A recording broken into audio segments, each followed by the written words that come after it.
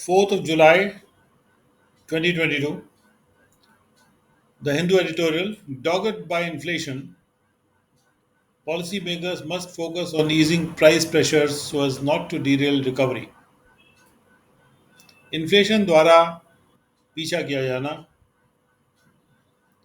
नीति बनाने वालों को फोकस करना ज़रूरी है, प्राइस के दबाव को हल्का करने में, जिससे कि आर्थिक रिकवरी को आर्थिक रिकवरी पटरी से न उतर जाए.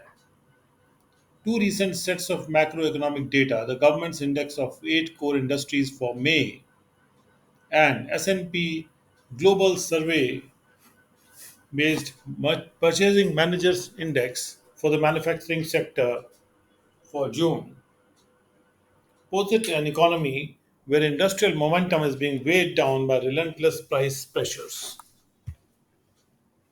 दो हाल में मैक्रो इकोनॉमिक डेटा के सेट्स आए हैं.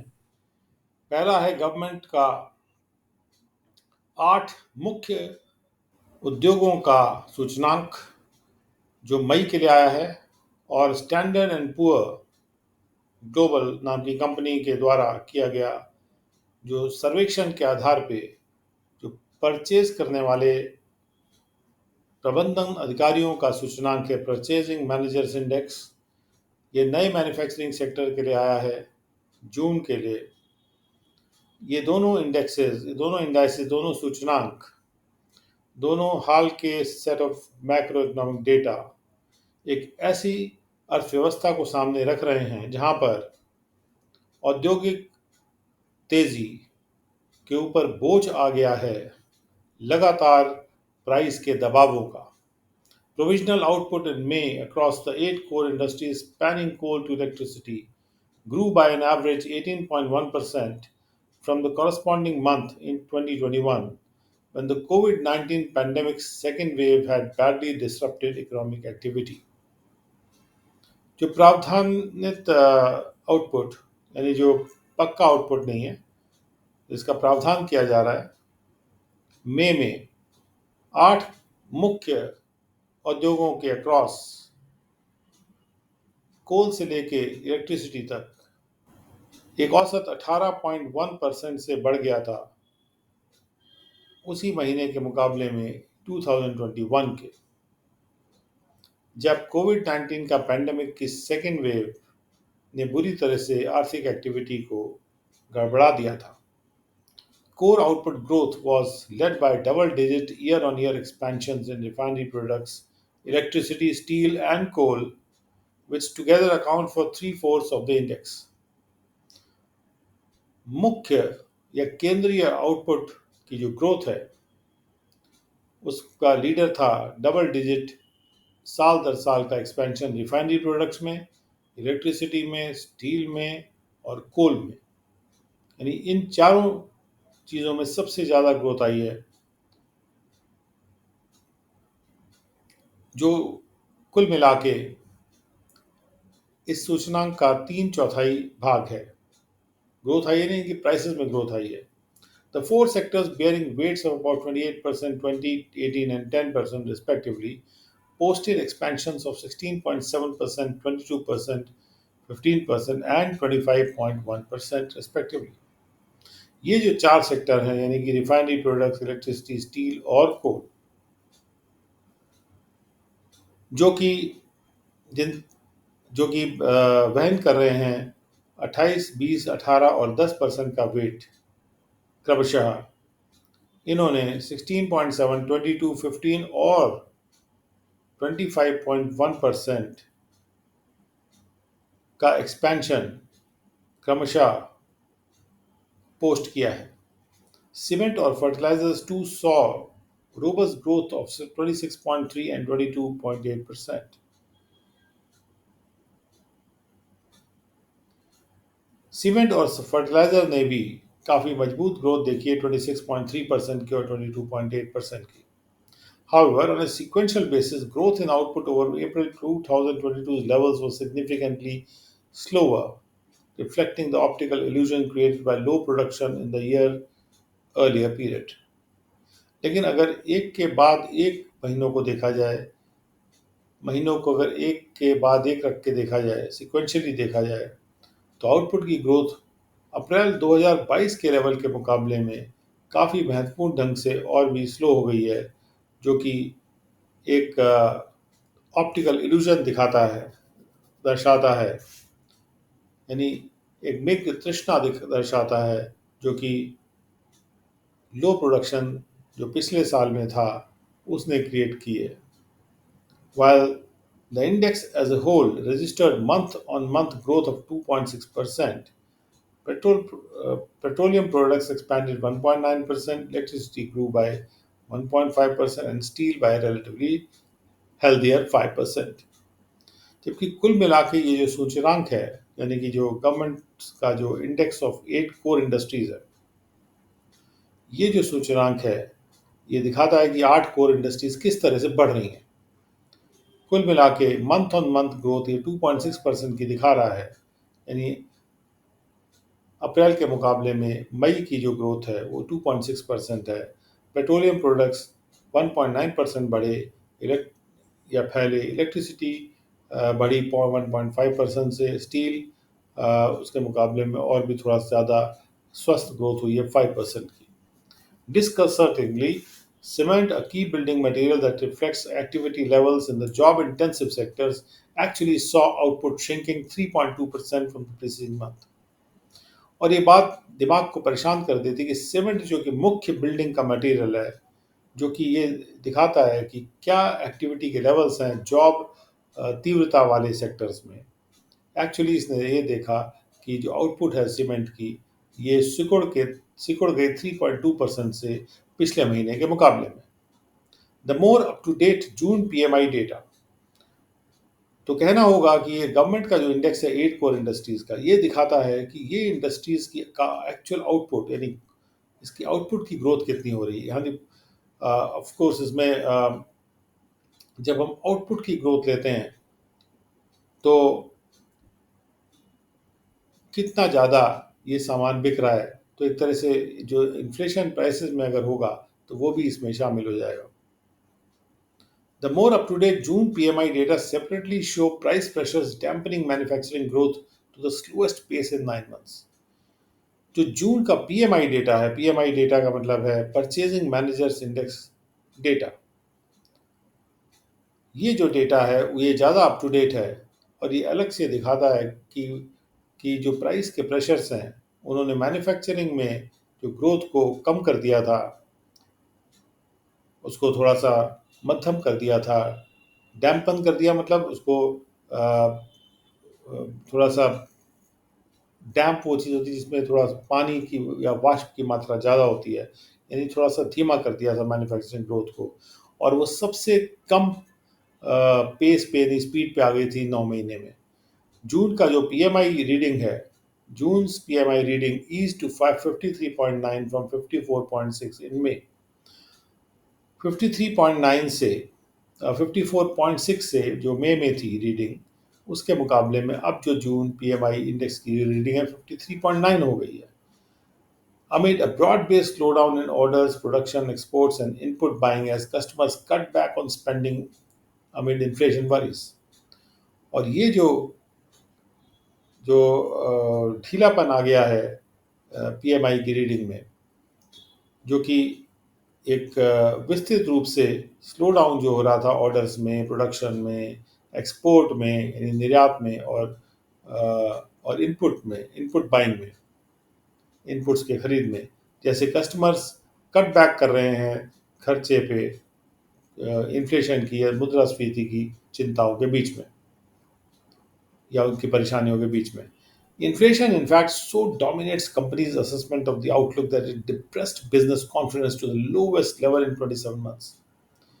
Inflation, जो मुद्रास्फीति है, इनफैक्ट ये इतना ज़्यादा कंपनियों के आकलन को डोमिनेट करता है आउटलुक के बारे में कि आगे जाके अर्थव्यवस्था कैसी होगी, कि इन्फ्लेशन ने बिजनेस के कॉन्फिडेंस को इतना ज़्यादा डिप्रेस कर दिया था और सबसे लोएस्ट लेवल पे डिप्रेस करके ले आया था 27 महीनों में।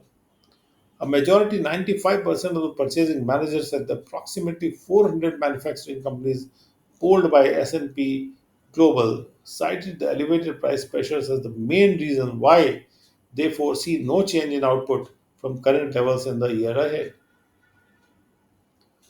मेजॉरिटी 95% जो है परचेजिंग मैनेजर्स, जो कि करीब करीब 400 मैन्युफैक्चरिंग कंपनीज के परचेजिंग मैनेजर्स हैं, जिनको कि इनसे इनको पोल किया गया, यानी उनके ओपिनियन लिए गए S&P ग्लोबल के द्वारा, उन्होंने बढ़े हुए प्राइस प्रेशर्स को ही जिम्मेदार ठहराया कि वही मेन कारण है, जिसको कि वो देखते हैं, क्योंकि जिसकी वजह से वो ये देख रहे हैं कि आउटपुट में कोई चेंज नहीं आएगा करंट लेवल से आगे आने वाले साल में. The silver lining in the survey, though, is that manufacturers reported their first shortening of input lead times since the onset of COVID-19, a positive augury for the business's ability to scale up production quickly once demand revives. बस एक ही सुनहरी किरण है, या silvery किरण है इस सर्वेक्षण में, हालांकि, और वो ये है कि मैन्युफैक्चरर्स ने रिपोर्ट किया कि सबसे पहली बार उनका इनपुट लीड टाइम जो है थोड़ा शॉर्टन हुआ जब से कोविड-19 आया था, जो कि एक पॉजिटिव साइन है, एक चिन्ह है बिजनेस की क्षमता के लिए कि वो प्रोडक्शन को बढ़ा सकता है जल्दी से, जैसे ही डिमांड फिर से पुनर्जीवित होती है. The onus is on policymakers to ensure that both monetary and fiscal action is focused on reining in inflation.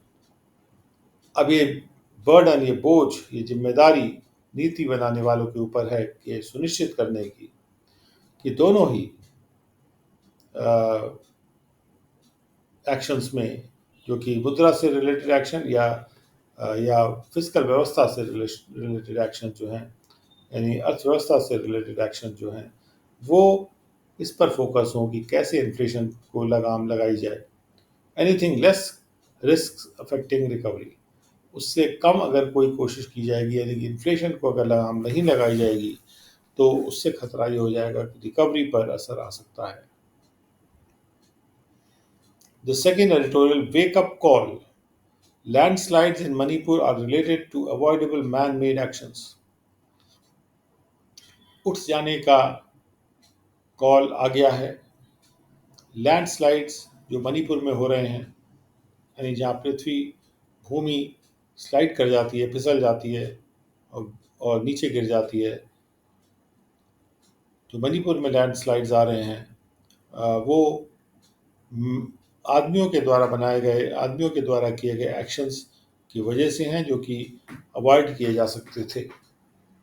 The landslide that occurred last week in Tupul area in Manipur's Noni district will go down as one of the severest natural disasters in the state, with the death toll reaching 37 and 28 people remaining trapped below the debris, even as rescue efforts were on. जो landslide हुआ पिछले हफ्ते में तुपुली area में मणिपुर की नोनी district में, वो सबसे तीव्रतम नेचुरल प्राकृतिक आपदाओं में से माना जाएगा स्टेट में, जिसमें कि मृत्यु का नंबर जो है वो 37 पहुंच गया है और 28 लोग अभी भी फंसे हुए हैं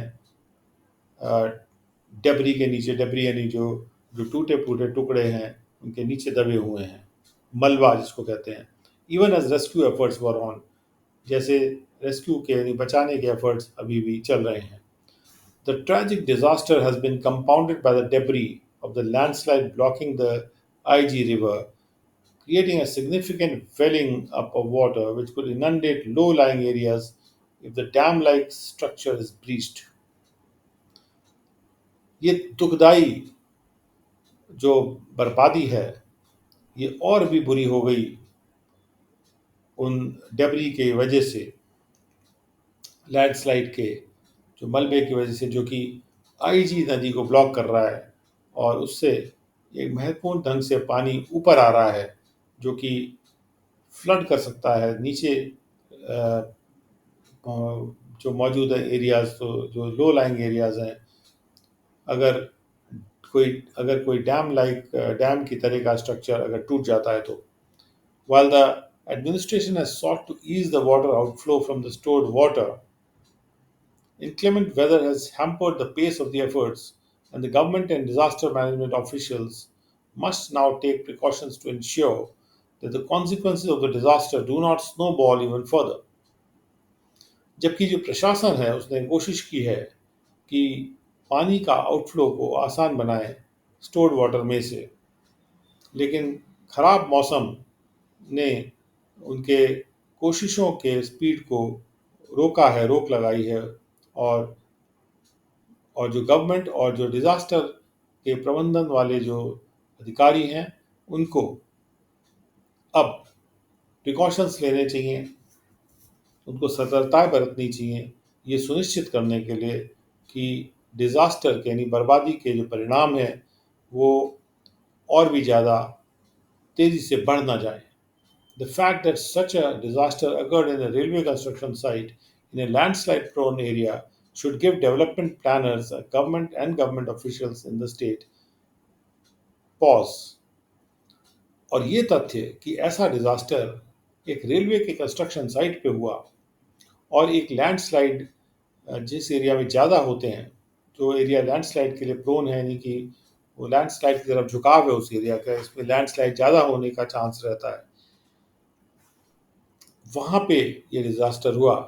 ये डेवलपमेंट के प्लानर्स को और गवर्नमेंट ऑफिशियल्स को स्टेट में इसको एक पॉज देना चाहिए, यानी कि एक रुक के उनको सोचना चाहिए कि डेवलपमेंट प्लानिंग किस प्रकार से हो रही है।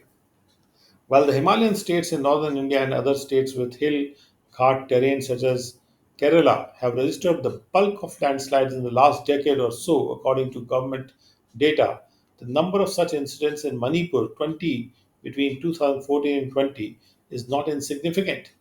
जबकि हिमालयन स्टेट जो है नॉर्थ इंडिया में और जो दूसरे स्टेट्स हैं जहाँ पर पहाड़ियाँ हैं या घाट एरिया टाइप की ज़मीन है, भूमि है, जैसे केरला, उन्होंने ज़्यादातर लैंडस्लाइड रजिस्टर किए हैं पिछले दशक में या करीब करीब पिछले दशक में गवर्नमेंट डेटा के अनुसार। ले, लेकिन जो इंसिडेंट्स यानी घटनाओं का नंबर है मणिपुर में, जो कि 2014 से 20 के बीच में 20 हैं हो चुके हैं, ये भी अमहत्वपूर्ण नहीं है। The relatively high number of casualties accompanying these landslides and the fact that the Environment Ministry has itself acknowledged that the disasters were anthropogenically anthropogenically induced are a matter of serious concern for the state। तो जो मृत्यु जितनी high हो रही हैं पहले के मुकाबले में, जो इन लैंडस्लाइड के साथ में हो रही हैं, और ये तथ्य कि एनवायरनमेंट यानी पर्यावरण मंत्रालय ने खुद भी ये स्वीकार किया है कि ये डिज़ास्टर्स ऐसे हैं जो कि मानव के द्वारा जनित हैं, यानी मानव जनित और मानव प्रेरित हैं। ये मैटर जो है एक सीरियस, एक गंभीर चिंता का मैटर है राज्य के लिए। The ministry identified the causes of landslides in Manipur as a result of modification of slopes for construction, widening of road, quarrying for construction materials, fragile lithography, complex geological structures and heavy rainfall। Ministry ने मणिपुर में जो landslides हो रही हैं उसके कारण को identify किया है, पहचाना है कि ये इसलिए हो रहा है क्योंकि कि जो स्लोप है हिल्स के, उनको मॉडिफाई किया गया है, उनको बदला गया है कंस्ट्रक्शन के लिए, और रोड को चौड़ा करने के लिए उनको स्लोप को बदला गया है, और खुदाई होती है कंस्ट्रक्शन मटेरियल्स को निकालने के लिए। वहाँ का जो स्टोन्स हैं यानी जो पत्थर हैं वो कमज़ोर हो चुके हैं, और ये कमज़ोर पत्थर हैं वहाँ पे जो जल्दी टूट जाते हैं, और जियोलॉजिकल स्ट्रक्चर्स वहाँ पे काफ़ी जटिल हैं, और उसके अलावा हैवी रेनफॉल होती है, यानी भारी बारिश वहाँ होती है। इसी वजह से ये लैंडस्लाइड्स वहाँ पे हो रहे हैं। As a post facto exercise, the state government must look at whether sufficient soil and stability tests were done before choosing the site for railway construction work in the Tipul area। घटना के बाद की exercise के रूप में state government को ये देखना चाहिए कि क्या पर्याप्त सॉयल और स्टेबिलिटी के टेस्ट किए गए थे इसके पहले कि रेलवे कंस्ट्रक्शन के काम के लिए टुपोल एरिया को चुना गया। Researchers have corroborated the fact that the areas in western Manipur abutting the national highways fall under very high or moderate hazard zones. जो शोधकर्ता हैं उन्होंने भी इस बात को कंफर्म किया है, इस तथ्य को कंफर्म किया है कि जो वेस्टर्न मणिपुर के एरियाज हैं जो कि राष्ट्रीय हाईवे को टच करते हैं, उससे जुड़े हुए हैं, वो बहुत हाई या मॉडरेट हेजर्ड खतरे वाले जोन्स में आते हैं। The severe landslide occurred in the Tupul area despite the government identifying susceptible areas in the state through the National Landslide Susceptibility Mapping Project. ये तीव्र लैंडस्लाइड हो गया त्रिपोल एरिया में, इसके बावजूद कि गवर्नमेंट जो कि कमज़ोर एरियाज को आइडेंटिफाई करती है स्टेट में अपने राष्ट्रीय लैंडस्लाइड कमजोरीकरण को मैप करने के प्रोजेक्ट के द्वारा, उसके बावजूद ये लैंडस्लाइड हुआ। The uncertain nature of rains, with the monsoon being more intense this year compared to predictions, has added to the problem. और बारिश का जो अनिश्चित नेचर है, प्रकृति है, जिसमें कि मानसून बहुत और भी ज़्यादा तीव्रता से आया है इस साल में, जो कि पूर्वानुमान थे उसके कंपैरिजन में देखा जाए तो इसने भी इस प्रॉब्लम में भी इजाफा किया है। An early warning system for landslides is still being developed and refined by the Geological Survey of India, and this could help reduce the scale of such disasters once deployed across vulnerable states. एक जल्दी warning देने वाला system landslides के लिए वो अभी भी develop किया जा रहा है और इसको और अच्छा किया जा रहा है, रिफाइन किया जा रहा है जियोलॉजिकल सर्वे ऑफ इंडिया के द्वारा, और इससे मदद मिल सकती है कि हम इन बर्बादियों के मात्रा को यानी साइज को, स्केल को कम कर सकें। एक बार हम इन सिस्टम्स को लगा देते हैं, डिप्लॉय कर देते हैं उन कमज़ोर वल्नरेबल स्टेट्स में जहाँ पर ज़्यादा लैंडस्लाइड्स होने की आशंका रहती है। While it is understandable that states in the Northeast are keen on accelerating connectivity projects to uplift a relatively economically backward region, disasters such as the landslide in Tupul point to the dangers of not taking ecological challenges related to deforestation seriously enough. जबकि ये समझा जा सकता है कि north east के जो states हैं वो कीन है कि वो कनेक्टिविटी के प्रोजेक्ट्स को एक्सेलरेट करवाएं, जिससे कि वो मुकाबले में जो आर्थिक रूप से जो बैकवर्ड क्षेत्र है वो उसको ऊपर उठाया जा सके। लेकिन इस तरह के जो डिज़ास्टर्स हैं, जैसा कि लैंडस्लाइड हुआ है तुपुल में, ये पॉइंट कर रहा है, ये इंगित कर रहा है ऐसे खतरों की तरफ कि हमको इकोलॉजिकल चैलेंजेस को या पर्यावरण के चैलेंजेस को, डिफॉरेस्टेशन के रिलेशन में जो पर्यावरण के चैलेंजेस हो जाते हैं उनको हमने पर्याप्त सीरियसनेस से, पर्याप्त गंभीरता से नहीं लिया था। This is a wake up call for governments in states that are prone to landslides regularly. और ये एक उठो जागो वाली कॉल है उन स्टेट्स की गवर्नमेंट्स के लिए जहाँ पे नियमित रूप से लैंडस्लाइड जो है, जो एरियाज लैंडस्लाइड के प्रति नियमित रूप से वो झुकाव रखते हैं, यानी वहाँ लैंडस्लाइड आसानी से होते हैं।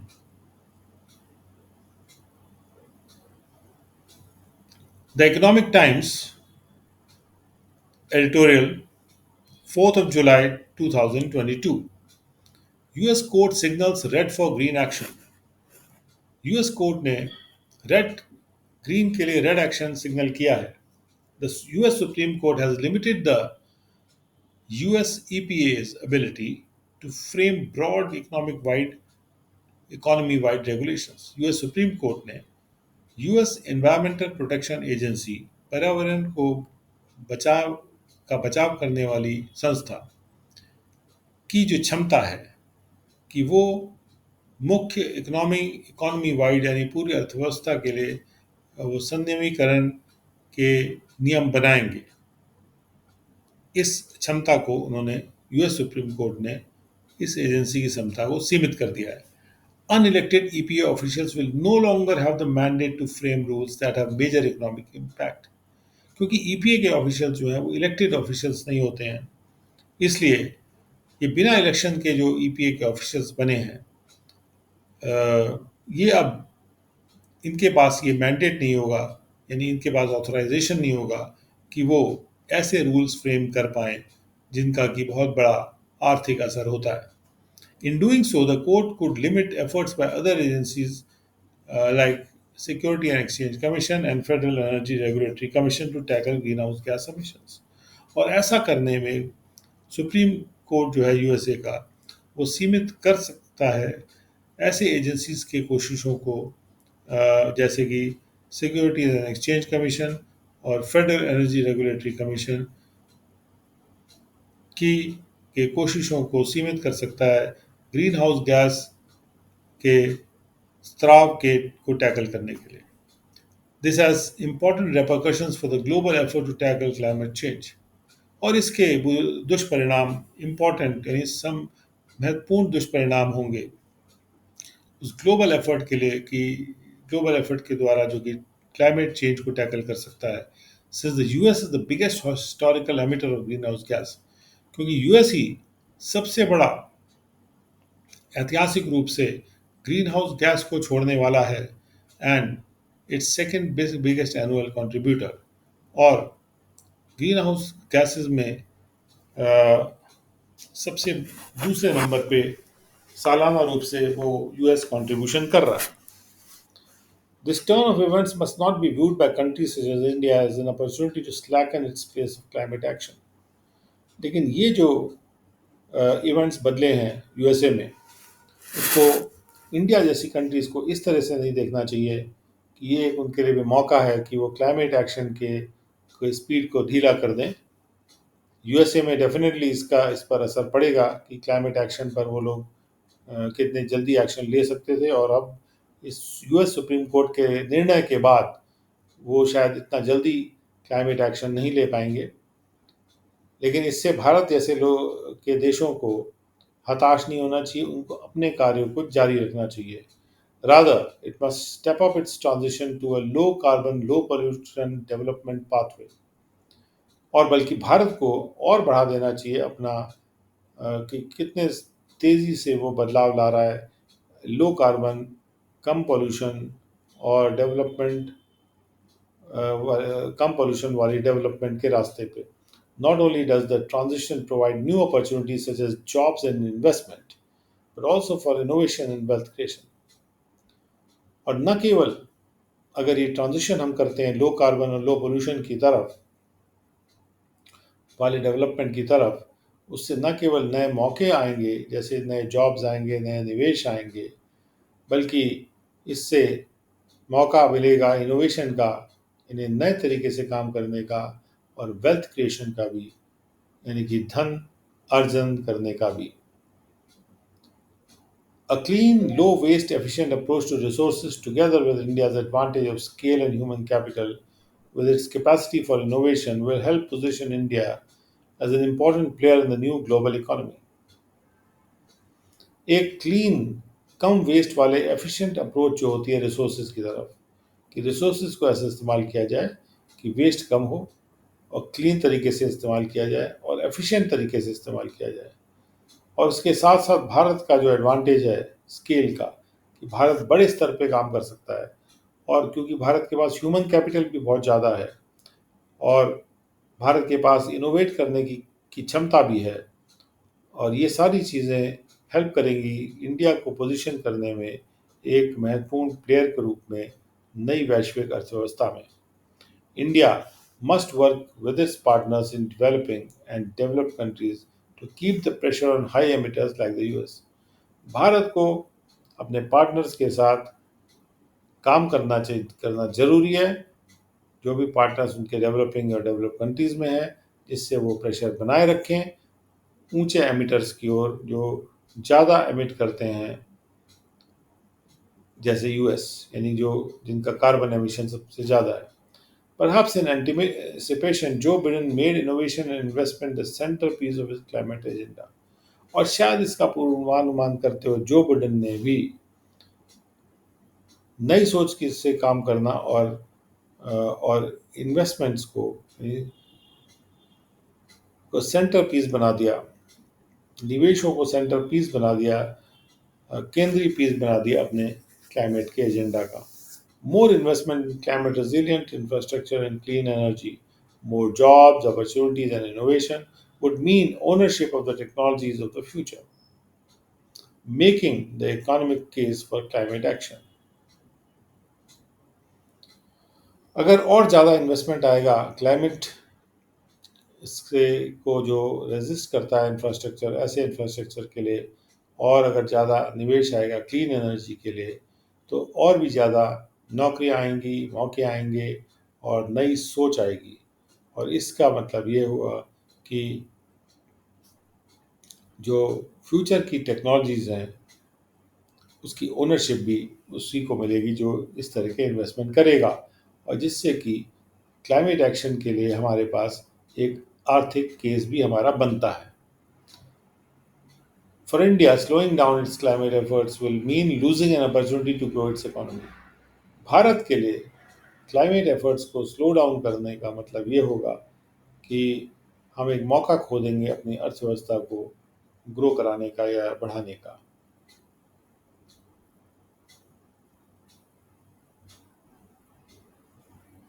Second editorial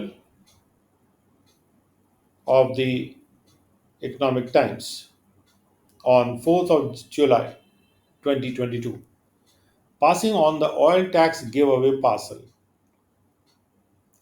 ऑयल पर जो टैक्स लगता था उसको सरकार ने गिव अवे कर दिया, यानी छोड़ दिया था।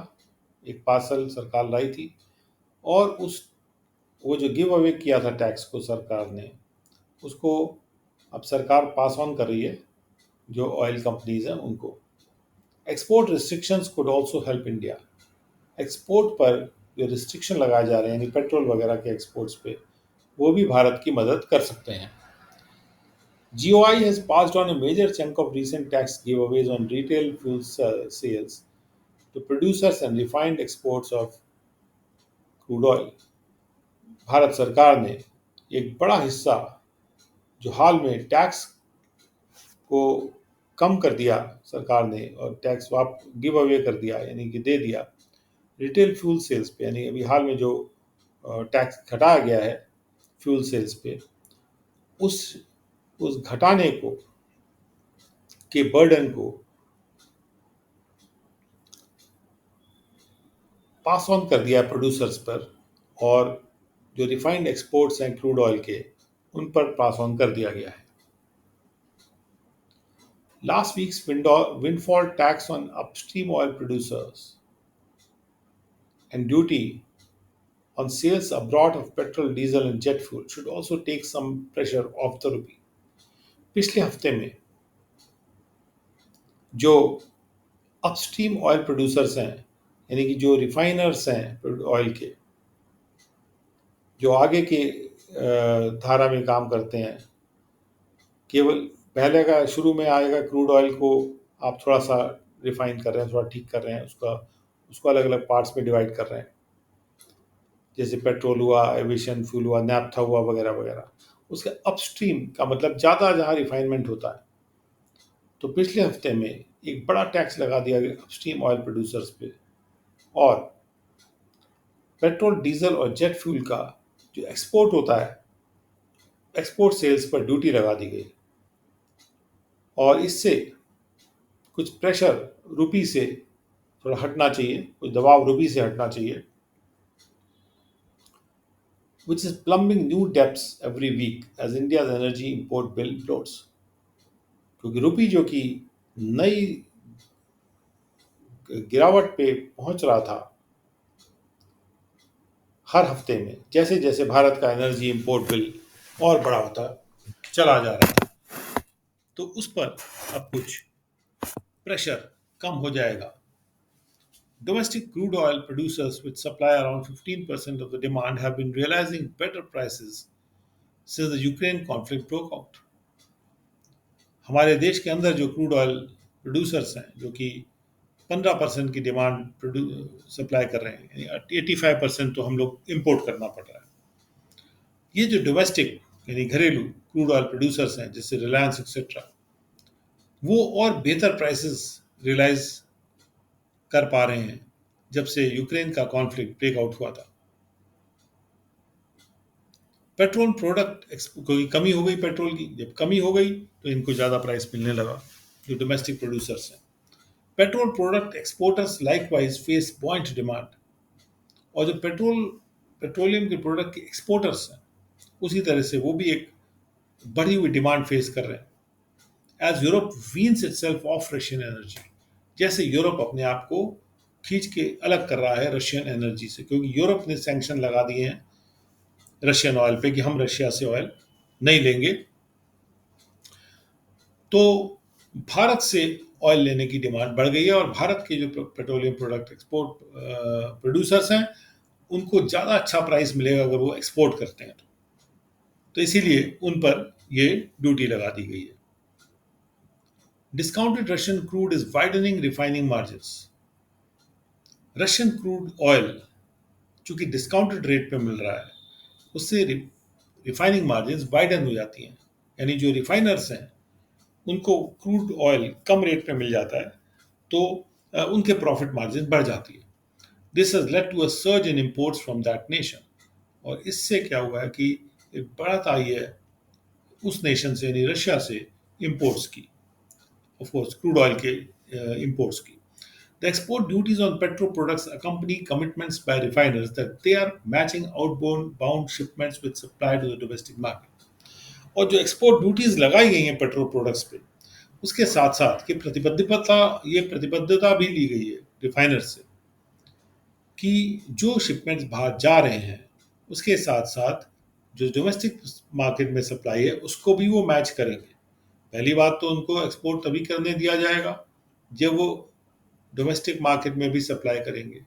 दूसरा, जब वो एक्सपोर्ट करेंगे तो हायर ड्यूटी देंगे। This follows a previous move granting freedom to crude oil producers to market their produce in a signal to increase output. और ये इसके बाद आया है जब पहले मूव किया गया था जिसमें कि क्रूड ऑयल प्रोड्यूसर्स को फ्रीडम दी गई थी कि वो जैसे चाहे अपने प्रोड्यूस को मार्केट कर सकते हैं, चाहे वो इंडिया में बेचना चाहे या इंडिया से बाहर बेचना चाहे। और ये एक सिग्नल था उनके लिए कि वो आउटपुट बढ़ाएं, क्योंकि उनको मौका दिया जा रहा है कहीं भी वो बेच सकते हैं। नहीं तो वो कहते थे कि हमारे पास मार्केट कहाँ है अगर हम बढ़ाएंगे आउटपुट तो। लेकिन अब इसके ठीक विपरीत बात हो गई कि जब वो एक्सपोर्ट करते हैं तो उसके ऊपर ड्यूटी सरकार ने लगा दी। The government of India is trying to cushion to the extent possible the Indian consumer from an energy supply shock. क्योंकि गवर्नमेंट ऑफ इंडिया कोशिश कर रही है जहाँ जितना भी हद तक हो सकेगा, संभव हो सकेगा, कि वो भारतीय उपभोक्ता को कुशन करे, यानी उसको प्रोटेक्ट करे, उसको कुशन प्रदान करे एनर्जी सप्लाई के शॉक से। ऐसा ना हो कि क्रूड ऑयल सारा बाहर एक्सपोर्ट कर दें, क्योंकि बाहर बॉइंट हो गई डिमांड और भारत में पेट्रोल की या ऑयल की कमी हो जाए और एक सप्लाई शॉक हो आ जाए भारत के कंज्यूमर के सामने। जैसे हमने देखा भी है कुछ पेट्रोल पंप्स पे थोड़ी कमी आने भी लगी है। It joins a growing list of countries that have taxed or are in the process of taxing windfall gains by the oil industry. और भारत भी वो बढ़ती हुई लिस्ट जो है कंट्रीज की उसको ज्वाइन कर लिया है भारत ने भी, जिन्होंने टैक्स कर लिया है या टैक्स करने की प्रक्रिया में है उस जबरदस्त फायदों को जो कि ऑयल इंडस्ट्री प्राप्त कर रही है, क्योंकि रशिया पर सैंक्शन लग गए हैं। In this, the world at large is turning its back on the market's ability to balance demand and supply through prices. और ऐसा करने में दुनिया पूरी ही पीठ दिखा रही है मार्केट की एबिलिटी को कि वो डिमांड एंड सप्लाई को प्राइसेस के द्वारा बैलेंस कर सकती है। क्योंकि यहाँ पर डिमांड एंड सप्लाई की वजह से प्राइसेस मैनेज नहीं हो रहे हैं, बल्कि इसके कारण से हो रहे हैं कि सैंक्शन लगाए गए हैं या यूएस या रशिया यूक्रेन की वॉर हो रही है। In the case of energy deficient India, the scope for intervention is limited to the value added in refining and the little oil it pumps out. क्योंकि एनर्जी डेफिशिएंट है, India में energy की कमी है, यानी कि भारत में उतनी एनर्जी की सप्लाई नहीं है जितनी कि भारत चाहता है। ऐसी स्थिति में भारत के लिए हस्तक्षेप का स्कोप सीमित हो जाता है और उस वैल्यू तक ही सीमित हो जाता है जो वैल्यू रिफाइनिंग के द्वारा ऐड होती है। क्योंकि यहाँ हम पूरा तेल उगा तो रहे नहीं, ज़मीन से निकाल तो रहे नहीं, केवल 15% ही उसका कंट्रीब्यूशन है। तो इसलिए केवल जो वैल्यू ऐड होती है रिफाइनिंग की और थोड़ा बहुत ऑयल जो भारत पंप आउट कर रहा है 15% की हद तक, तो उस हद तक ही हस्तक्षेप संभव है। इसके बियॉन्ड हस्तक्षेप संभव नहीं है भारत सरकार के द्वारा। तो भारत सरकार का जो हस्तक्षेप का स्कोप जो है वो लिमिटेड है, सीमित है। The global supply response to Western blockade of Russian energy has not been encouraging. West ने चूंकि रशियन एनर्जी को ब्लॉक कर दिया है, तो जो विश्व में जो सप्लाई का रिस्पॉन्स है वो उतना एनकरेजिंग नहीं रहा है, प्रोत्साहित करने वाला नहीं रहा है।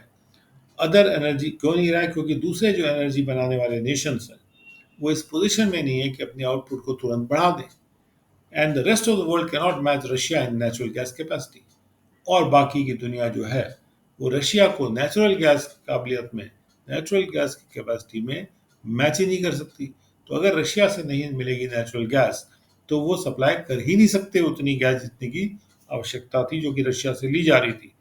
For now the blockade is partial with Russian crude oil finding a market in Asia.